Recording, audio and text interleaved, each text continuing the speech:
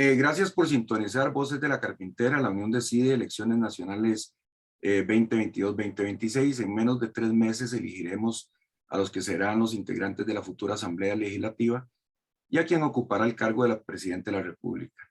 En este espacio informativo, este es un espacio informativo más del periódico Crónicas de la Unión, a través de su medio impreso, sus redes sociales y su sitio web. Tal como lo hemos hecho desde hace más de 20 años, iniciamos un periodo de entrevistas y conversatorios con aspirantes a Cuestamoras y a Zapote. Nos acompaña don Rodrigo Chávez Robles, candidato a presidente de la República por el Partido Progreso Social Democrático, y doña Paula Nájera Abarca, candidata a diputada vecina de la Unión. Bienvenido don Rodrigo y doña Paula. Doña Paola, por favor. Muchísimas gracias, Leonardo, don Rodrigo, un gusto. Y muchísimas gracias a su estimable audiencia que hoy nos permiten entrar a presentarle un poquito de nuestro trabajo y de nuestra propuesta para sacar a Cartago y a Costa Rica adelante. Muchísimas gracias de mi parte también, don Leonardo. Un saludo muy cordial y respetuoso a su audiencia y estamos aquí a la orden. ¿Quién es don Rodrigo Chávez? Rodrigo Chávez es, en esencia, don Leonardo, un tico más que nació y se crió ahí en el puro centro de San José, de acueductos alcantarillados 100 al norte y 50 al este. Ese es el puro centro de San José, una casa chiquita. Éramos 9, papá, mamá, mis 6 hermanas y yo, y teníamos un baño y una ducha. Fui a la escuela de Chile, al kindergarten, a la escuela Buenaventura Corrales y a la primaria. Después me conseguí una media beca en el colegio seminario. Era una familia humilde, pero donde había mucho amor y gracias a Dios nos pudimos criar todos y estudiar. Y a través del estudio y las bendiciones de Dios, me tocó la oportunidad de sacar un doctorado en economía en una universidad de primera línea en los Estados Unidos. Ahí me ofrecieron un trabajo en el Banco Mundial. Pasé 27 años trabajando en 45 países, aprendiendo qué sirve, qué no sirve, aplicando las herramientas que me había dado un doctorado. Y cuando mi mamá me necesitó, simultáneamente, casi por una coincidencia, Carlos Alvarado me llamó y me dijo, mire, ando buscando un ministro de Hacienda para ayudar a Costa Rica en una situación muy difícil. Y ya yo tenía pensado ir a cuidar a mi mamá. Yo estaba basado en Indonesia. Y bueno, se alinearon las estrellas, vine, pasé 184 días en Hacienda, meneé el bote lo más que pude, tratando de limpiar Hacienda y a Costa Rica.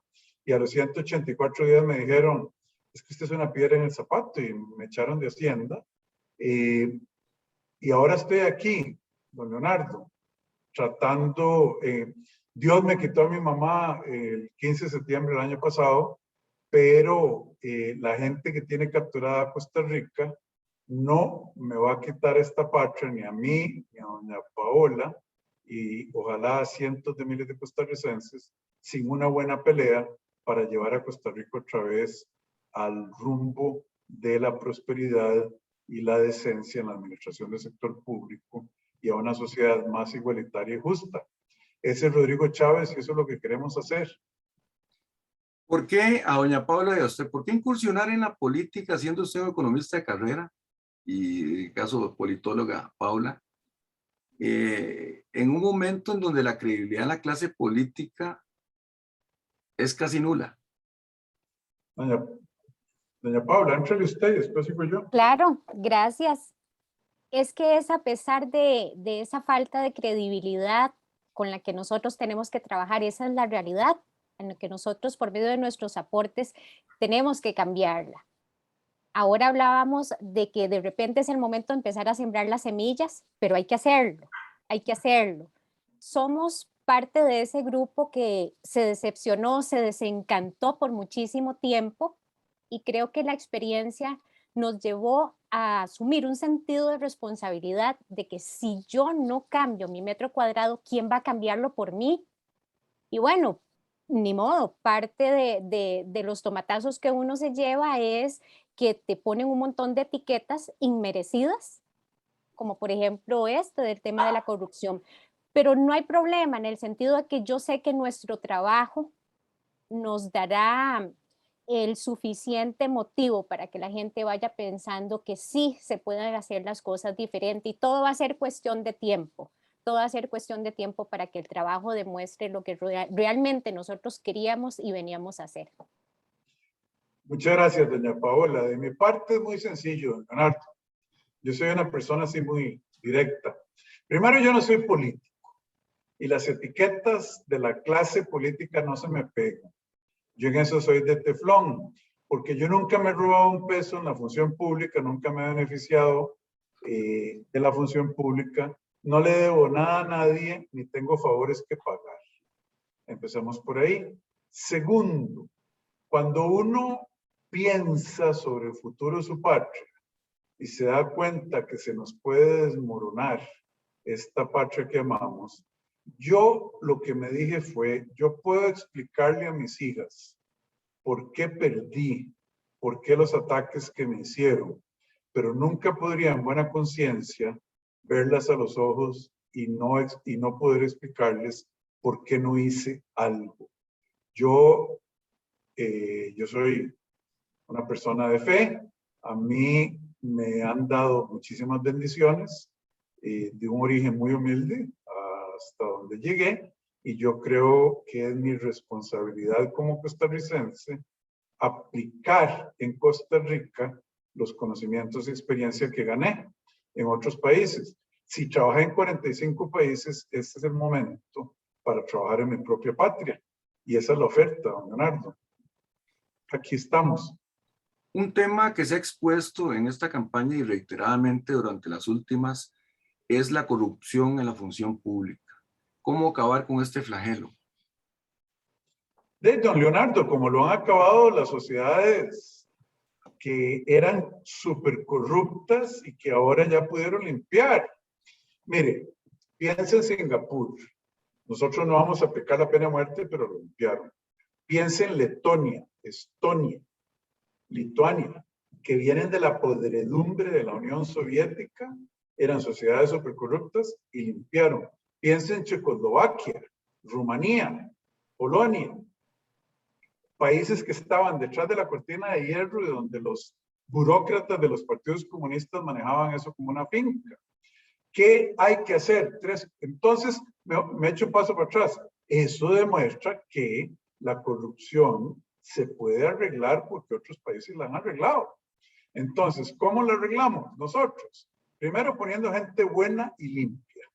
¿Qué estaban haciendo los 6 u 8 ministros de Obras Públicas y Transportes que estaban vigilando las compras y las licitaciones y que no se dieron cuenta? Meco H. Solís, Meco H. Solís, en el caso Cochinilla. ¿Qué estaban haciendo? ¿Estaban dormidos? ¿Estaban siendo alcahuetas o estaban haciendo algo peor?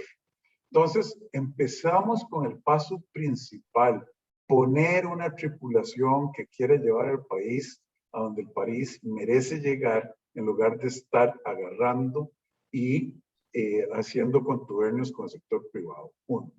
2, vamos a pasar una ley que haga un delito penal el no denunciar la corrupción, aunque usted no sea parte de eso.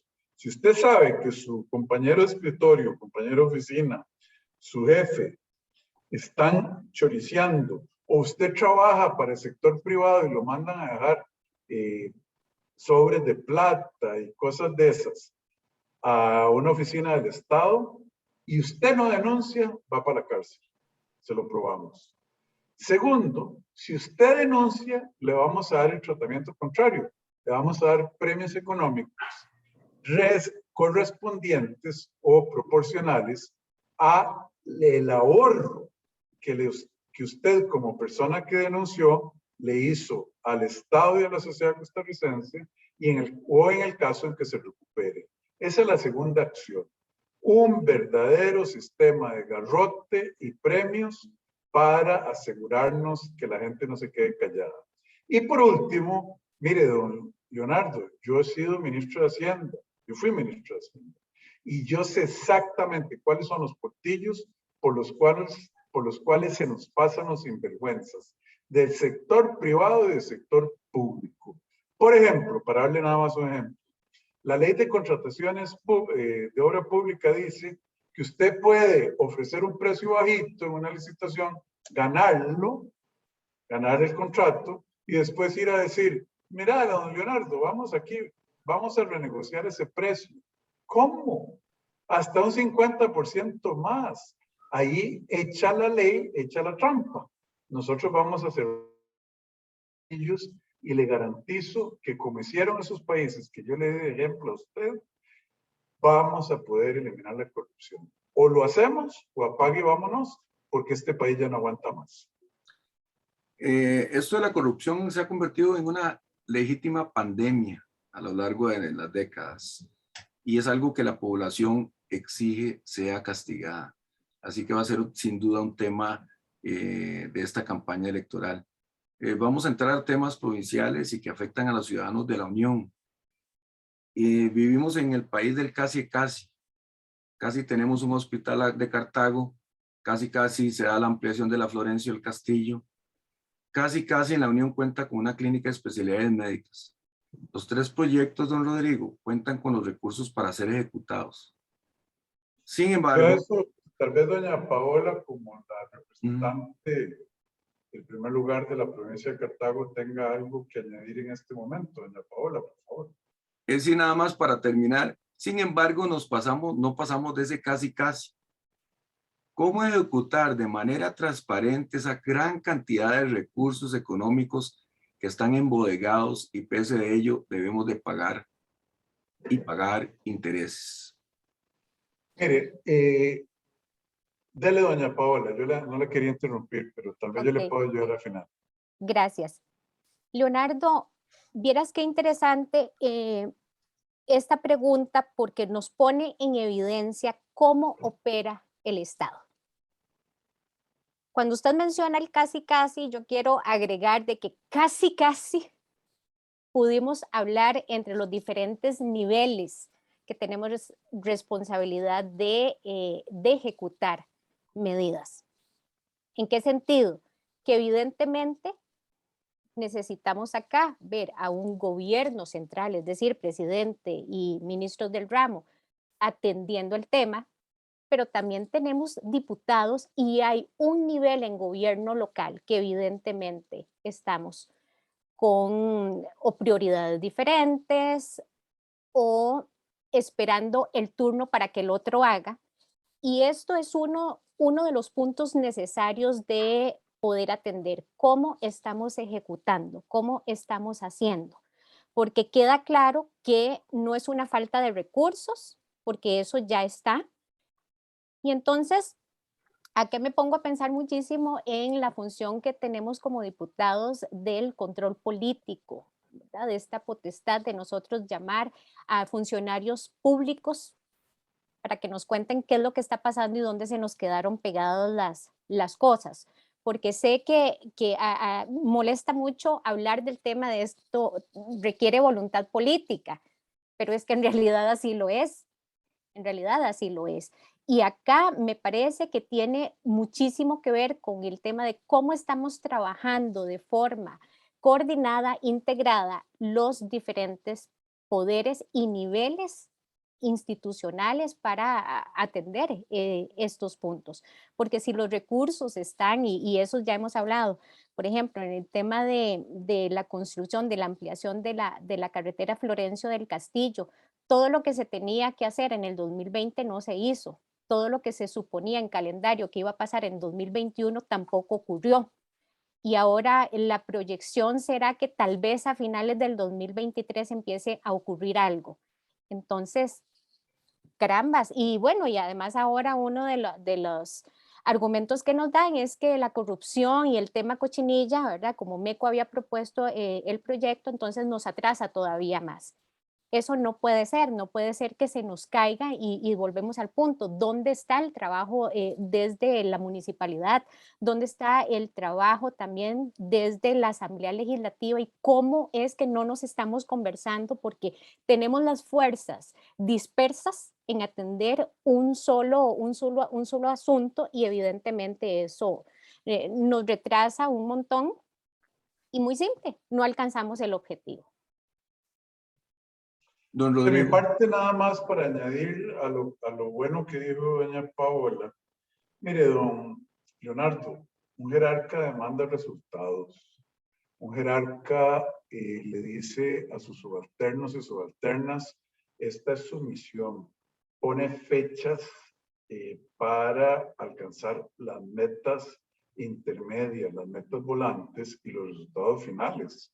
Y demanda resultados y llama cuentas. Aquí no. Aquí el gobierno se maneja como cada quien tiene en su mente. El que quiere encuentra la forma, el que no quiere encuentra la excusa, y el presidente y los jerarcas no demandan resultados. Eso va a cambiar, tiene que cambiar, porque la sociedad costarricense ya no aguanta más con servicios públicos caros, de calidad muy mediocre, si no pésima, y donde muchos están robando plata y la gente está resentida. ¿Cómo le explicamos a la gente que tiene hambre hoy en este país, que es mucha, demasiada, que se están robando todas esas cosas, esas platas, y que la sociedad no esté recibiendo los servicios de seguridad pública, buenos servicios de educación, buena infraestructura que el Estado debería estar dando? Falta de orden. La Carpintera, esa imponente montaña que engalana el Cantón de la Unión y último reducto verde del gran área metropolitana, muere cada día a causa de la expansión urbana y el nulo control de parte de las autoridades locales y nacionales. Recibimos premios internacionales por ser, entre comillas, protectores del ambiente, pero nuestros ríos son inmensos colectores de materia fecal y desechos sólidos, y nuestras zonas protegidas y parques nacionales ven perder terreno y se afecta su biodiversidad. ¿Cómo crear un país cuyo desarrollo pueda ser de verdad amigable con el ambiente y cuyo desarrollo, valga repetirlo, sea sostenible? Mire, don Leonardo, quien le venda a usted la idea de que el desarrollo económico y la protección del ambiente son enemigos, le está vendiendo una falsa dicotomía, le está vendiendo humo.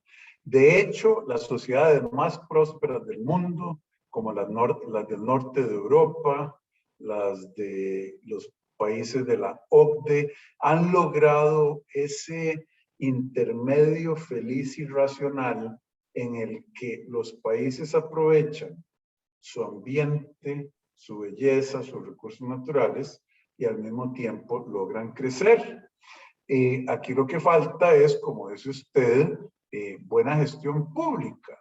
¿Cómo puede ser que el basurero de Desamparados, o los basureros que están allá en el cantón de Desamparados, recojan basura de 32 cantones y no haya regulación? ¿Cómo puede ser que Costa Rica y el gran área metropolitana especialmente no pueda procesar los desechos sólidos de una buena manera, con tecnología, como lo hacen los países buenos del mundo? Entonces, la Carpintera es la parte de planeación urbana, donde las municipalidades no están haciendo su trabajo, no están actualizando, como llama la ley, el plan urbano de sus jurisdicciones cada 4 años. Es desorden, nada más. Yo lo digo y lo digo 1000 veces. Costa Rica es un país muy rico. Es rico, pero está empobrecido producto de la mala administración, de la incompetencia y de la corrupción. ¿Qué tenemos que aprender nosotros de los noruegos? Ya inventaron ellos. Lo que tenemos que hacer es hacer las cosas bien. Nada más, esa es mi opinión. La crisis económica del país inició mucho antes de la pandemia y se acrecentó con ella. ¿Cómo reactivar la economía si este país es caro para invertir y para quien decide emprender? Se suma a lo anterior la inmensa cantidad de trámites al obtener una patente o iniciar un proyecto empresarial. Mire, Costa Rica es un país carísimo, no solo para invertir, sino que es también un país carísimo para vivir y para visitar. Y hay que separar esas tres cosas. Para invertir, empecemos por el hecho de que las tasas de interés en este país son altísimas. Si usted estuviera en los Estados Unidos, si usted quiere comprar, qué sé yo, un edificio para montar una empresa, ahí, o una planta productora, usted va a pagar el 3% a 30 años, el 3% de interés anual a 30 años plazo y a tasa fija. Aquí usted no consigue plazos largos y las tasas de interés andan entre 14 y 15%. Número uno. ¿Por qué es eso? Porque la macroeconomía está muy mal y el gobierno tiene un déficit en el que tiene que pagar la tasa que sea para poderlo financiar.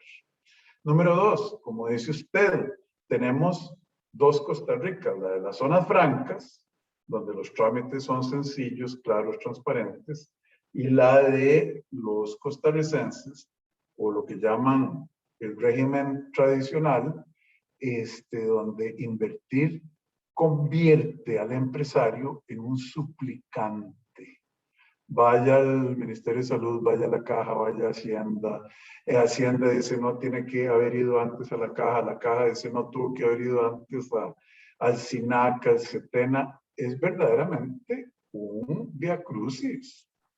Nosotros vamos a simplificar los procesos de inversión o los procesos de los permisos para invertir por computadora y en la única información que usted tiene que dar es la información que no es pública. Porque usted tiene que agarrar e ir a Hacienda a sacar una certificación de información pública, que es si usted debe impuestos, para llevárselo al Ministerio de Economía, Industria y Comercio o a la municipalidad para una patente, que es que el Estado no habla entre sí mismo. Porque usted tiene que, cuando quiere construir, llevar copia del plano catastrado de la escritura de su tierra? Si eso es información pública, está en el registro de la propiedad. Y si hay anotaciones, ¿por qué usted tiene que llevar una certificación de que no hay anotaciones, don Leonardo? Y todo esto lo digo para ilustrar la irracionalidad del sistema. Si usted quiere ser empresario por cuenta propia, va a la caja y le dice, mire, yo me quiero inscribir. Ah, usted es taxista. Usted se gana 850,000 pesos al mes libres de polvo y paja. ¿Y pero por qué? Eso no me gano yo. Ah, es que esa es la base mínima contributiva que 9 personas en la junta directiva dicen que usted gana. No, señor, yo no me gano eso.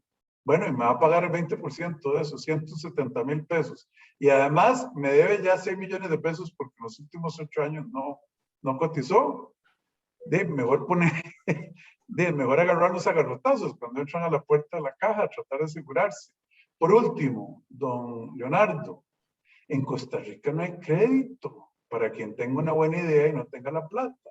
El sistema Banca de Desarrollo no le va a dar plata a alguien que no sea parte de la élite económica de este país. ¿Por qué? Porque lo controla la Cámara de Agricultura, la Cámara de Industria y un Ministerio de Industria, Economía y Comercio que no está luchando por las pymes y por el emprendedor. Así de fácil. Ve que esas cosas se pueden cambiar, pero hay que comerse la bronca, porque los que tienen agarrados los permisos, la tramitología, los que se benefician de enredar las cosas, los que tienen controlado el sistema Banca de Desarrollo no lo van a querer soltar.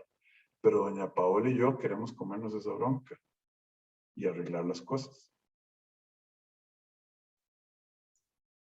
Personalmente considero que debe existir una reingeniería del Estado. Existen instituciones con duplicidad de funciones y pese a ello continúan existiendo. ¿Qué visión de Estado moderno visualiza y cómo lograr construir un Estado eficiente realmente al servicio de la ciudadanía? Tal vez empezamos por doña Paula primero. Sí, porque yo estaba hablando más de la cuenta. Gracias. Vieras que esa pregunta lleva muchísimos años en la mesa. ¿Qué tipo de Estado queremos? Y siempre me ha llamado la atención que se logró reducir más bien a una reforma administrativa y nunca logramos entrarle a algo más amplio como era el tema de reforma del Estado. Entonces, ¿qué?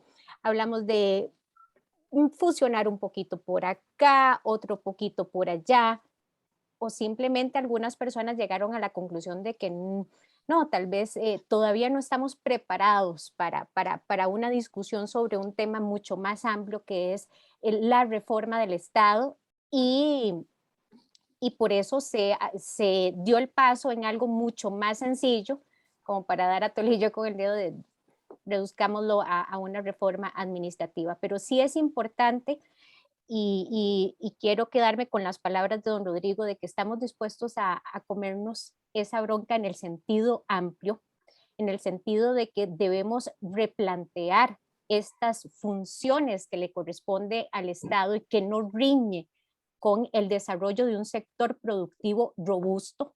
Más bien todo lo contrario, necesitamos fortalecerlo, necesitamos que sea un espacio apropiado para lograr el verdadero desarrollo. Entonces, estamos dispuestos a abrir el tema, como dice don Rodrigo, a comernos la bronca porque sabemos que esto va más allá de simplemente ponernos a ver cuántas instituciones tenemos en el Estado, qué estamos duplicando y hay que traer el tema que es muy incómodo. Ustedes saben que el Ministerio de Planificación había creado y de hecho ya es institucionalizada una comisión de reforma del Estado, pero nos seguimos planteando qué pasa más allá de un informe, de un conteo de instituciones. Es algo muchísimo más grande y de eso depende la reingeniería, Leonardo. Específicamente la reingeniería depende de esta discusión de Estado que nosotros queremos. De mi parte, añadir nada más, don Leonardo, que la cosa es clara. Primero, no se trata de ser pro Estado o pro sector privado. Ahí andan unos neoliberales que no entienden ni siquiera qué significa hacer eso desde mi punto de vista. Hay que privatizar la caja, hay que privatizar la educación con vouchers para que la gente escoja qué escuela privada lleva a sus chiquitos. Y por otro lado anda el Frente Amplio y otros diciendo, no, el Estado lo tiene que hacer todo. Y esas son posiciones del siglo XIX, donde Karl Marx estaba hablando de hasta eliminar la propiedad privada y los neoliberales de Inglaterra decían que se mueran de hambre los que no tienen nada que comer. La sociedad correcta, la sociedad que nosotros como costarricenses queremos, es una sociedad decente, justa, balanceada. Entonces, necesitamos un Estado efectivo y eficiente en hacer lo que el Estado hace bien: infraestructura, seguridad pública, educación y salud. Pero no lo estamos teniendo. Y sobre todo, un Estado honesto. Necesitamos un sector privado vibrante, pujante, productivo y también honesto. Porque usted ha visto que la corrupción viene de los dos lados en este país. Y entonces ahí el primer paso es cambiar el chip en la mente de la ciudadanía, de los empleados públicos. Hago un paréntesis: la mayoría de los empleados públicos son gente buena. Los echados a perder son los jerarcas que quitan y ponen los grupos de poder de este país como les da la gana y después los manipulan. Entonces cambiemos el chip de la sociedad diciéndole: el Estado costarricense lo creamos para servir al sector privado y a la ciudadanía.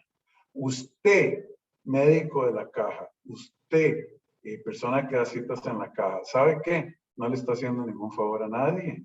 Esa persona que viene a que lo atiendan, esa persona ya pagó por sus servicios y merece que le den eso, un servicio. No es un suplicante, no es nadie que le está rogando un favor. Y así en todas las áreas del Estado, ¿verdad? Los papás de la niña que los educadores están tratando de enseñar son gente que ya pagó por el salario de esa maestra, de ese profesor. Como digo, hay que cambiar ese chip. Reforma de los poderes del Estado. Los costarricenses somos críticos de la lentitud de nuestra justicia, del Poder Judicial. La Asamblea Legislativa produce leyes, muchas de ellas no se aplican o no tienen sustento presupuestario para aplicarse. Y el Poder Ejecutivo es lento y burocrático. ¿Y qué no decir de las instituciones autónomas, semiautónomas o estatales? Debemos realizar una reforma que genere un aparato estatal que cumpla con lo que estableció su deber ser. Ocupamos de una constitución. Mire, tenemos, perdóname. Una nueva constitución, digo, es que... Mire, eso hay que partirlo en partes, ¿verdad? Porque, por ejemplo, a mí me parece absolutamente inaceptable que el Poder Judicial se haya convertido en un feudo gobernado por señores feudales, que no le rinden cuentas a nadie bajo un pretexto de independencia de poderes. El artículo 9 de la Constitución dice que el soberano es el pueblo y el Poder Judicial tampoco le rinde cuentas al soberano. Vean lo que está pasando. Tenemos el presupuesto del Poder Judicial creció 15 veces, de 30,000 millones a 450,000 millones en los primeros 18 años, bueno, del 2000 al 2018. Y los resultados de falta de justicia pronta y cumplida, de falta de resolver casos, hay 1.500.000 casos pendientes, de falta de una caída de la productividad de los empleados judiciales brutal, porque cada vez se resuelven menos expedientes por número de empleados. Entonces, recursos para allá y resultados para acá. No se vale. Pero ¿quién les pide cuentas? Y la independencia, según la Sala Cuarta del Poder Judicial, incluye algo que a mí me parece una aberración, la capacidad de los jueces de nombrarse, de autorrecetarse sus propios salarios. El salario base de un juez, de un magistrado, perdón, son 2.700.000 pesos. ¿Usted sabe en cuánto termina el salario al final del día? 9 millones de pesos. Plus encima de plus encima de plus. Se puede fijar sus propias pensiones. Tiene la pensión promedio más alta y las contribuciones más altas del Estado. Y por último, cuando la gente dice, vea, esto de las pensiones de lujo es una barbaridad, esto debería ser ilegal, los jueces que son parte del proceso, son juez y parte, deciden sobre cosas que los afectan a ellos. Entonces, el escudito, la excusa, la independencia del Poder Judicial, aquí no le estoy hablando como futuro, como aspirante a la presidencia, sino le estoy hablando como ciudadano. Eso se les tiene que acabar. Y eso nosotros, doña Paola y yo, y doña Pilar Cisneros y todos los que estamos en este movimiento, vamos a llamar, una vez que lleguemos al gobierno, a un plebiscito o un referéndum, más bien, a un referéndum, para quitarle al Poder Judicial la capacidad de fijarse sus salarios, fijarse sus pensiones y decidir sobre los casos que les atañen a ellos, uno. Y otro, para que la ciudadanía les pueda exigir resultados. Y yo me voy a quedar ahí porque el Poder Ejecutivo, ya hablamos de la reforma, que es cambiar el chip, hacerlo más ejecutivo. El Poder Ejecutivo aquí no ejecuta. Entonces hay que ponerlo a ejecutar, hay que ponerlo a manejar los presupuestos bien, tenemos que evitar la corrupción.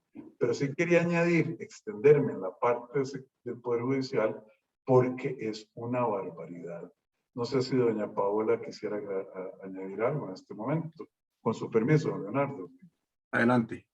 Únicamente reforzar también la idea de cuáles son las demandas ciudadanas y qué rol de una ciudadanía realmente participativa juega en este asunto de pedir cuentas, en este asunto de la rendición de cuentas.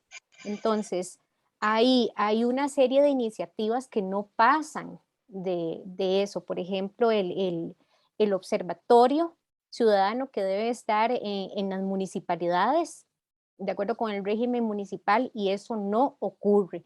Entonces, siempre me gusta llamar la atención a la idea de que somos un sistema. Cada una de las partes tiene una razón de ser en este sistema democrático. Ninguna puede sustituir a otra.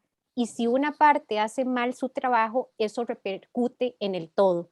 Entonces, también debemos llamar la atención sobre esta idea de que la ciudadanía debe ejercitarse, debe participar, debe pedir cuentas, debe involucrarse. Y Leonardo, yo como candidata a diputada por Cartago llevo una iniciativa que es una respuesta a una demanda de frente que siempre me hacen y que tiene toda la razón de ser, y es: no se me pierden los diputados una vez que llegan a la curul.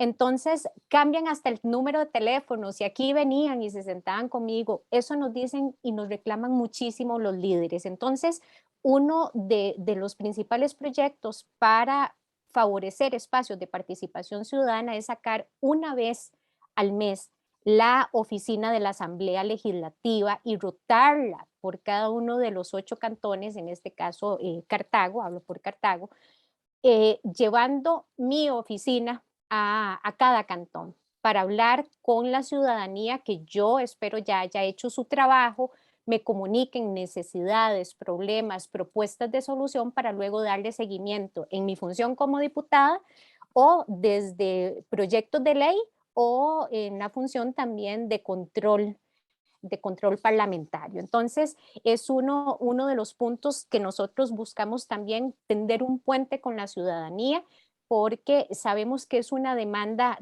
real y parte de esta tarea que se ha diluido en las ultimisísimas administraciones y sobre todo en las últimas asambleas legislativas. Entonces, acercar el Parlamento en este sentido a los cantones, ¿verdad? Como parte del proceso de rendición de cuentas y participación. Empleo, seguridad ciudadana, infraestructura, emprendedurismo, juventud, deporte, cultura, educación, salud, serán o son, entre otros, temas a analizar en la presente campaña electoral. Se hace necesario que estos temas se conviertan en una agenda nacional a partir del próximo año para quien resulte electo. ¿Cómo entrarle a estos importantes temas y que urgen para todo el país en una coyuntura económica difícil para Costa Rica? Mire, don Leonardo, el mito de que en este país no hay plata es precisamente eso, es un mito. Lo que pasa es que la desperdiciamos mucho y algunos montos nada despreciables se los roban. También, como hemos visto en los últimos meses, verdaderamente escandaloso, y sabemos que es a la punta del iceberg. Por eso yo tengo 3 prioridades para el próximo gobierno, con el apoyo de doña Paola en el Congreso y de los otros diputados que vamos a llegar. Empleo, porque una sociedad en la que los números de personas que tenemos nosotros no están trabajando, no están ganando su sustento y no tienen la dignificación que da el tener un empleo, no es sostenible. Y ahí hay que entrarle y duro, hay que reactivar la economía. Segundo, el costo de la vida. Y me voy a extender aquí un poquito. ¿Cómo puede ser que gastemos, que el precio del arroz en Costa Rica sea el más alto, casi que del mundo, por beneficiar a 4 industriales del arroz? No me refiero a... Y nosotros es un tema de administración pública, como administra usted su programa y como administra una señora en una panadería su panadería. Sentido común, claridad hacia dónde vamos y fortaleza. ¿Por qué usted, presidente de la República, y no otro de los 20 y tantos candidatos? ¿Por qué yo? Mire, primero, yo honestamente de corazón creo que la vida y las bendiciones de Dios me llevaron por un camino en el que terminé sacando un doctorado en economía. Es decir, estudié economía 10, 12 años en la universidad, bachillerato, maestría, doctorado. Le di la vuelta al mundo aplicando mi conocimiento y aprendiendo y viendo las experiencias internacionales. Conozco, gracias a los 184 días que estuve en Hacienda, dónde está la corrupción, dónde está la ineficiencia, qué es lo que hay que cambiar. Y sobre todo porque tengo la independencia, don Leonardo. Yo no le debo nada a nadie. A mí no me ha nombrado ningún puesto politiquero, no le debo favores, no he aprendido a robar, nadie me puede comprar ni me puede manipular y sé lo que hay que hacer, tengo la valentía para hacerlo, me voy a comer la bronca y estoy dispuesto a cambiar el país. Compare eso usted con los otros 25. ¿Qué caras frescas ve usted ahí? Liberación, que además es un club de amigos y parientes. La Unidad, no tienen esa frescura, esa independencia. De hecho, yo creo que ya hicieron los tratos con los grupos económicos poderosos, que les están metiendo un montón de plata. El PAC, ni hablemos. El Frente Amplio, que quiere convertir a Costa Rica en un país como Venezuela. Literalmente. Por más que ahora digan, no, ya no, cambiamos. Donde Villalta ha vivido de la política por los últimos 22 años, por ahí. Y así sucesivamente, dígame quién. Yo sí tengo la capacidad, la formación profesional, el deseo, porque yo no estoy metido en esto por negocio ni vivo de esto. Como lo dije, lo único que tenemos que perder o ganar doña Paola y yo es nuestra patria, y por eso estamos dando el paso al frente. Doña Paola. Yo quiero agregar algo, y es que un buen administrador tiene que tomar decisiones. Y en el caso de Costa Rica, había decisiones que tenían que tomarse hace varios gobiernos atrás y no se tomaron. Entonces se nos acumularon muchas decisiones importantes sin tomar, e incluso actualmente ni los llaman por su nombre, los actuales candidatos, excepto don Rodrigo. Eso para mí lo vale todo, porque es la capacidad de aplicar un conocimiento, y eso yo lo digo siempre, las probabilidades que se nos vuelva a presentar un candidato con estas características, con un partido fresco, nuevo, con estas características, probablemente sean muy pocas. Las personas que estamos en el Partido Progreso Social Democrático somos los mejores representantes de la ciudadanía y el ciudadano promedio.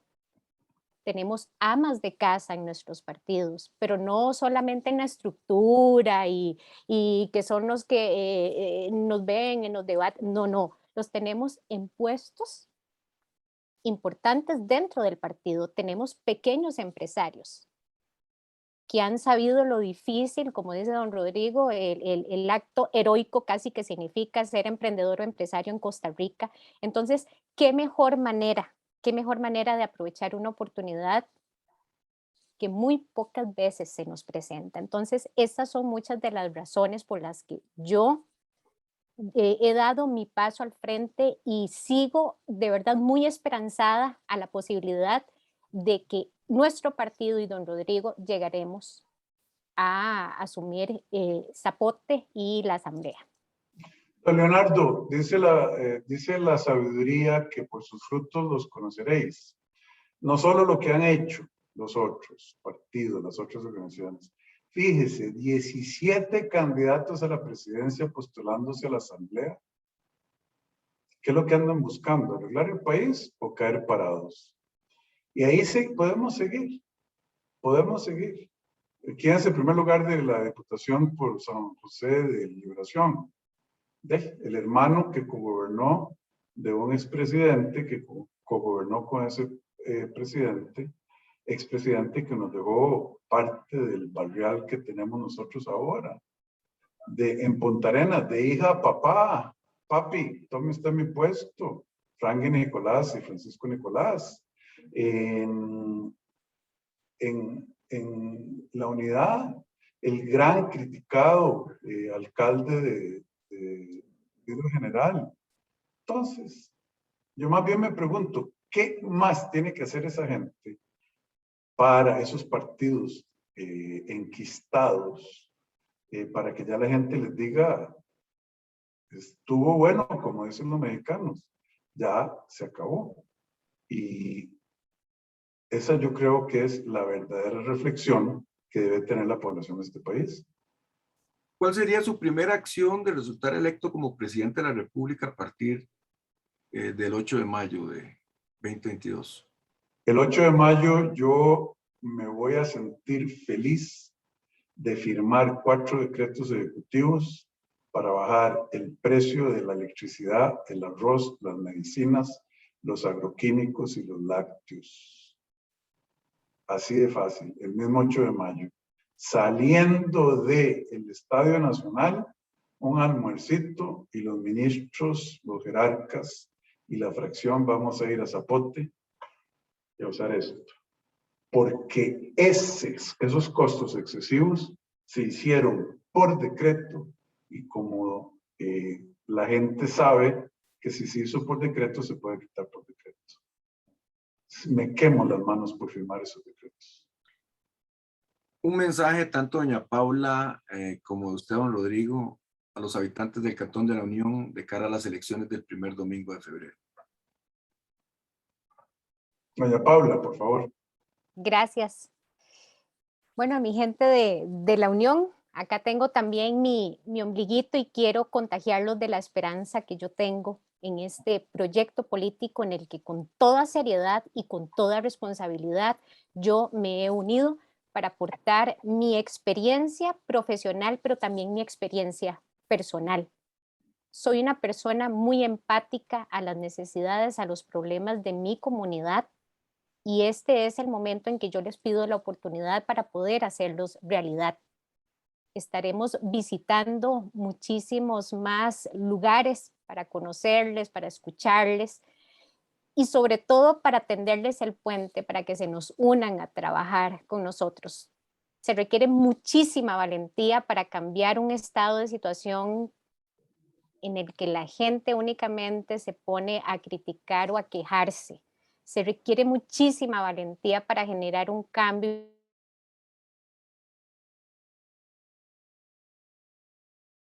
Por suerte estamos acá y yo me puedo acuerpar en mi partido Progreso Social Democrático, en este partido fresco con este liderazgo encabezado por el señor Rodrigo Chávez. Juntos, como dice él, nos vamos a comer la bronca. Nosotros somos una fuerza política cercana a la gente, no cercana a determinados grupos de interés porque se gobierna para todos.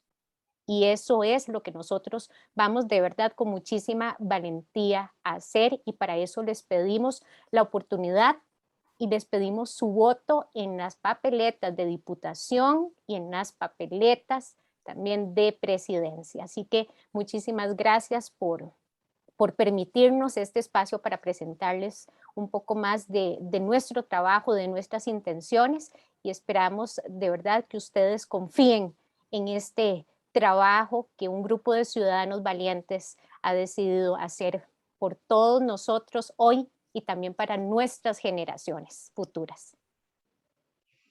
De mi parte, don Leonardo, yo le digo a la gente, no coma cuento. No hay nada en la geografía de esta patria bendita. No hay nada en el material genético de los costarricenses que diga que tenemos que ser pobres, que diga que no podemos tener empleo, que diga que no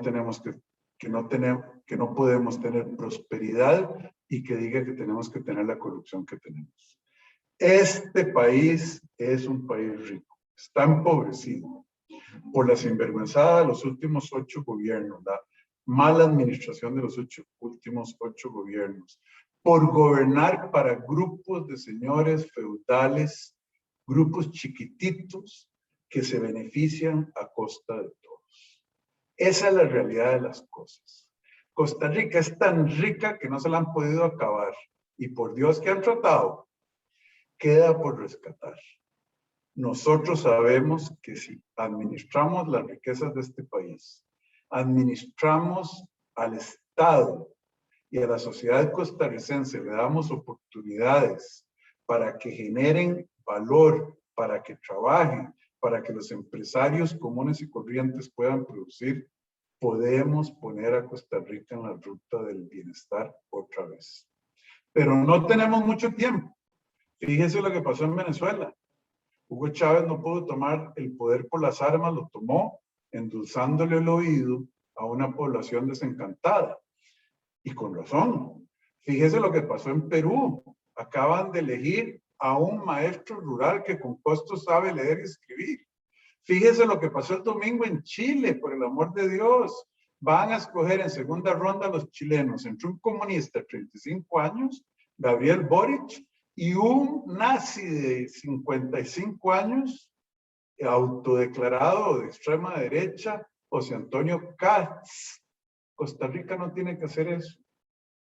Ponga a Costa Rica en su corazón, ponga a su familia en su corazón, ponga el futuro de la juventud y la niñez de este país en su corazón y ejerce el voto pensando si seguir haciendo lo mismo una y otra vez, votar por el PLN, votar por el PUS, votar por el PAC o peor por el Frente Amplio, si eso le va a cambiar el destino a usted, a sus hijos e hijas y a nuestra patria. Y nosotros les decimos, aquí estamos. Ojalá usted valore nuestra proposición y quiera hacer un cambio verdadero para el bien de este país. Estamos a sus órdenes. Yo personalmente, don Leonardo, muchísimas gracias por la entrevista. Muchísimas gracias a ambos, tanto a Paula como a usted, Rodrigo.